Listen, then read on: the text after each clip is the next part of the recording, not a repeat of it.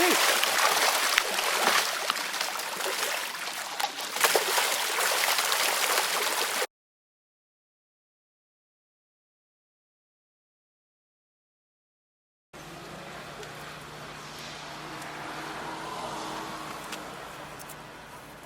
How are you feeling? Good. Good. Not sure what I'm in for, but that's good.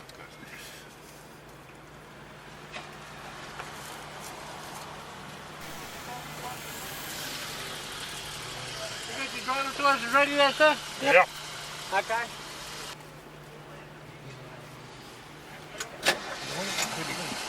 Oh, yeah. Here he goes.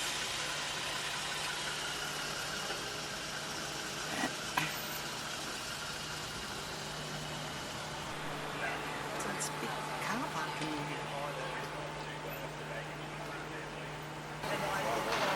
Are you going to Tassie? Yes. Cool.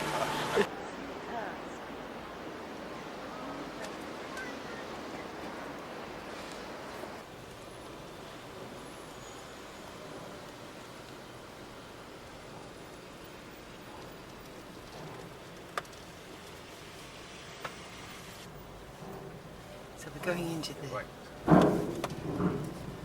belly of the ship. Crikey.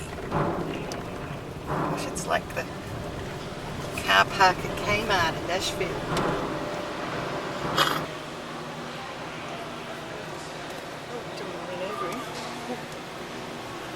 Just keep it off the yellow line, thanks. Pedestrians are inside the yellow line. Sure. So you run over somebody. If you run over anyone, I've got video evidence. Oh, good.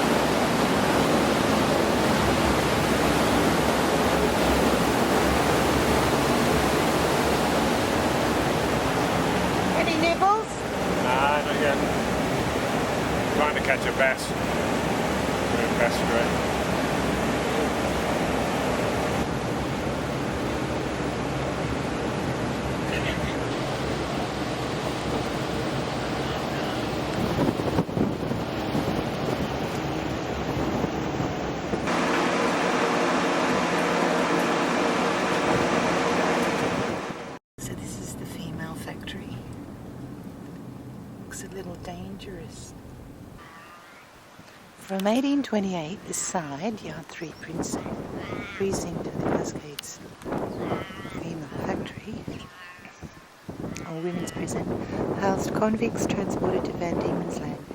Closing in 1877, the prison is arguably the most significant site for women in Australia. Through this gate passed thousands of women and children.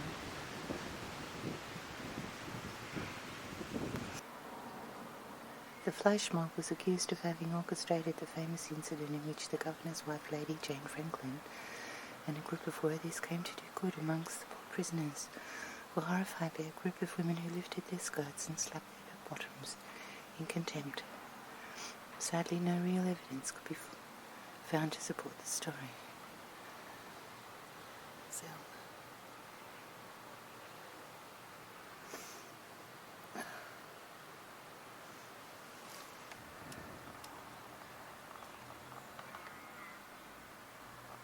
Welsh convict women on board convict transport ship.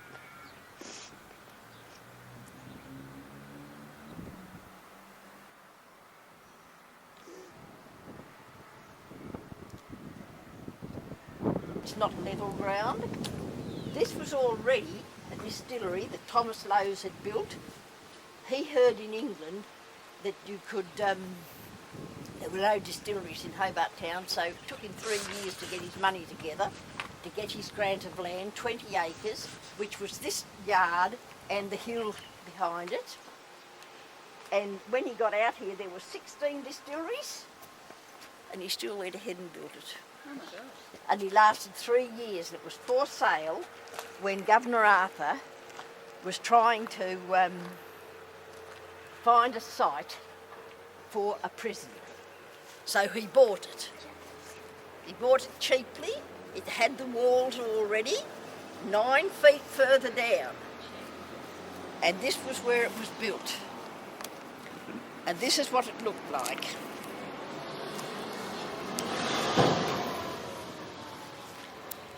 Above the gate, that's where the superintendent and the matron lived in the first instance. That's where Mary, before that cottage was built, that's where she lived. Above the gate in those accommodation there. Storerooms and offices. The chapel here. A 6-foot drain went right through it to take off the effluent. And here where we are standing was the nursery. On the other side, it was the hospital. The kitchen was in the middle. The first-class prisoners lived in the middle, second-class prisoners up in the corner, and third-class prisoners where the cement is. That cement was put in later when this became a used car yard. It was, as I said, 9 feet further down, with those high walls, and there's a bit broken away there, but not much. It was 9 foot lower. There, in the middle of winter, there were 2 hours of actual daylight in between. There's very little walking space. That's what it looked like. That's quite with English. With the quite these buildings for sleeping and for the kitchen and for the nursery and for the hospital all round the edges, and the building up through the middle. There wouldn't have been any room to even step. So it. Now, the punishments included a treadmill that was just over there. That was put in 1834 because the people of Hobart Town reckoned they weren't punished enough, the women, because they couldn't be flogged. So they had the treadmill. Every woman who went through the treadmill had to see Dr. Giles when she came out. And he said it was a contradiction because the women were sent here to breed. The punishment on the treadmill distorted their pelvic bones and gave them a heavy period. So what was the treadmill? You know, yeah, it's a round thing that they used to use it for with horses. Oh, okay. To create power, Oh, but the okay. ladies just had to walk round and round on it all the time and keep it going by walking. And it wasn't used for anything. So it wasn't, the power wasn't used? No, it was the power just wasn't- simply a punishment for nothing? Just simply a punishment. Oh my gosh. And I wonder how long they were on those? Yeah, how long? some of them were on there for 3 weeks. Oh, and hours at a time? 12 hours. Oh my God. Everything was 12 hours. Everything was 12 hours? Yes, totally inhuman. They would have been so hungry after doing that sort of exercise. Yes. They would have had breakfast. Right, They'd have gone straight onto it when they got up, then they'd have had breakfast, then they'd have been on it, then they'd have had lunch, and then they'd have been on it again, and then they'd have dinner and go to bed. And I suppose they were always glad when winter time came because it wasn't quite so long days. Yes, Yeah, they got up at daylight and yes. went to bed at dark. This place closed in 1877. 1853 was an important year because the transportation ceased by law in England. In February it went through the government in England and transportation ceased. The state government here, they weren't very happy about it because they lost a huge bargaining point of free labour. But the people, they were exultant, they were thrilled, no more convicts. We're no longer stigmatised by convictism. 1853 in August, the last boatload came in April on the Duchess of Northumberland, 217 women. In August, the free settlers, the ticketed leavers, all those who lived that could get into Hobart town met to have a huge picnic with a sumptuous feast for the children. No government official was allowed to come and no government office closed for the day. But they had a wonderful time in Hobart that day and they only decided on one thing, that the stigma of Van Diemen's Land would die forever. It would go.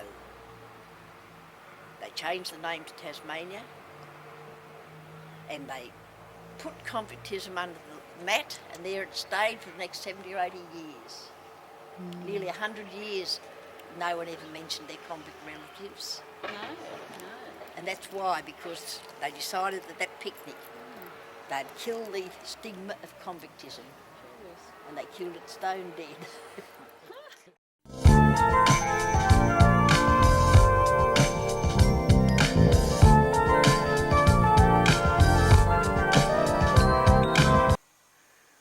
What are you reading?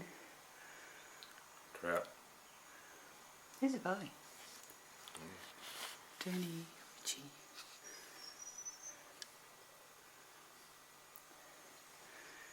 Anyway, I'm headed out the door. I'm going down to Judy's doll shop. Do you want to come? Okay, I'll see you in an hour or so.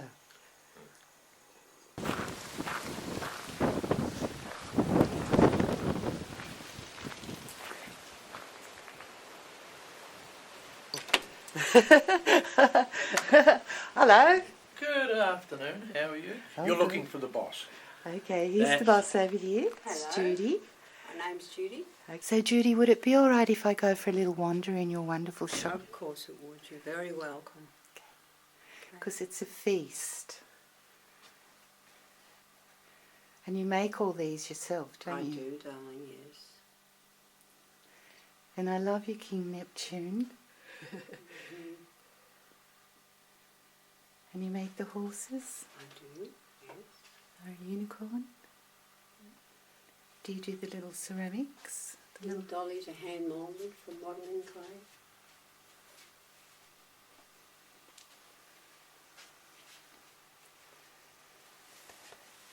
And your soldiers? Soldiers are all fabric. And your mobiles? Pantyhose. And you paint as well? I do paint, yes, they're oil paints, most of them. When do you get time to paint? or mostly of a night time I paint. When everything's quiet. So wherever I look, I see a feast. So you make these dolls, I do. and you make the clothes, Yes. and there's no two faces in the shop the same. No.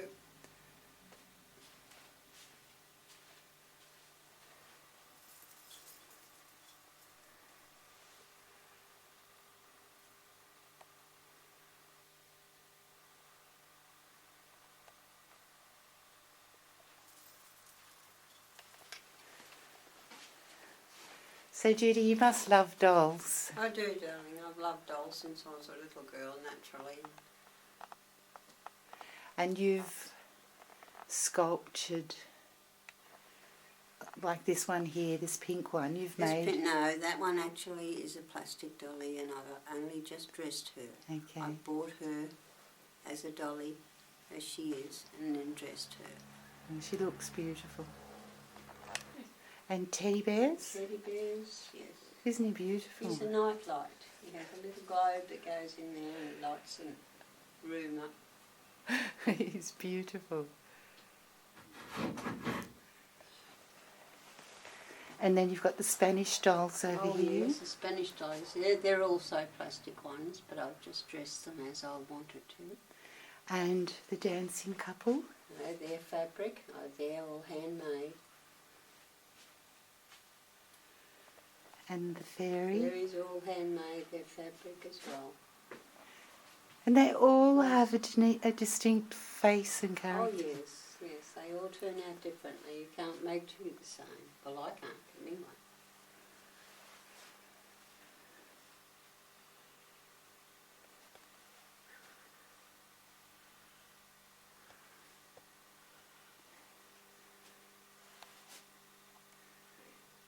So there's a kind of joyfulness in them all. Oh, most definitely. Yeah. Yes, I get a great kick out of making them, and the things that I get people saying about them. It's all very worthwhile. Well, I'll continue my wander. Right? I love your hats. Oh yes. Would you get a model a hat for me? Not at the moment, no. Oh, all right. I'll put the swans one on. This is Judy's other half. Better half. The swans forever. There you go. It's so funny. That's the last thing I'll do today. So you've got pelican ones. Yes, pelicans and teddy bears and ducks. Oh, I love the teddy bear ones. It's so funny. They're so clever. Yeah. So you're not only a whiz with a paintbrush, you're a whiz with sculptural putty Thank you. Yes. and a sewing machine, Sewing machine, yes. fake fur. I have my grandma to thank for the sewing machine. She taught me how to use one, so I was very privileged there. Yes. Because a lot of them would be collector's items too, because yes. it's capturing the fashion of a certain period. Well, mostly one of a kind. I try not to make two the same.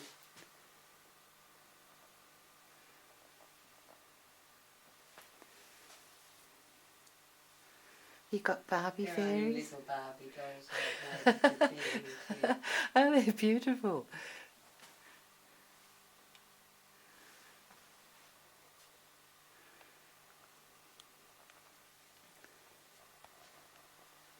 Okay, so we'll head over here. Now you've got dolls from... Yes, they're more hand-moulded dollies, all out of porcelain clay, and they cook in the kitchen oven. Finish them.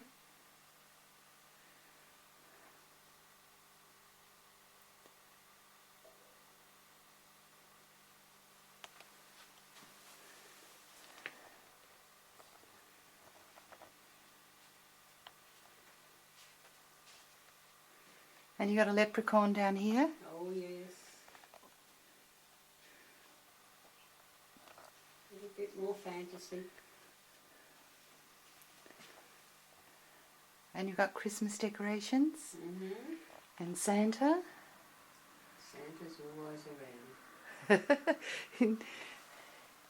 He's a little elf on a mushroom. And the fairy queen in the bower, in the corner. And you make dolls' clothes. And you have another room. There's more rooms. There's another 2 rooms in there, darling. I think this shop might be unique. Would there be another one like this in the I world? don't think so. Oh, I don't know about in the world, but I know there's not in Tasmania anyway. I doubt there'd be one in the world. See, this is a feasted here, because there's all these wonderful teddy bears.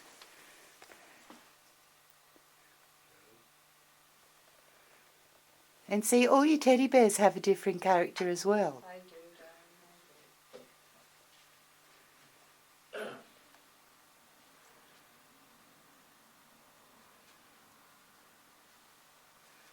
Now you can answer questions and hear the lady at the same time.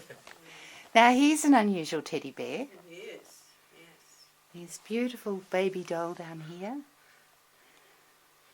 And gorgeous teddy Yes, bear. she's here. also made out of the same stuff. Yeah.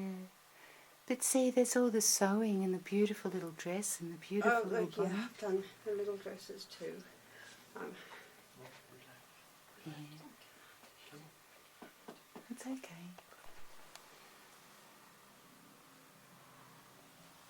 And see, there's so much time. Yes, darling. They all take a lot of time. I know. No one could ever recompense you for the amount of time. No, But it's not something that you do for money. I do it because I love it so much. Yeah. And if someone else loves it enough to buy it, that's okay too.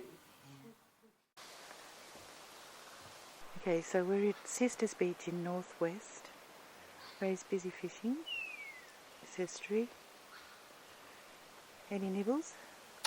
Not a sausage yet. Poor darling.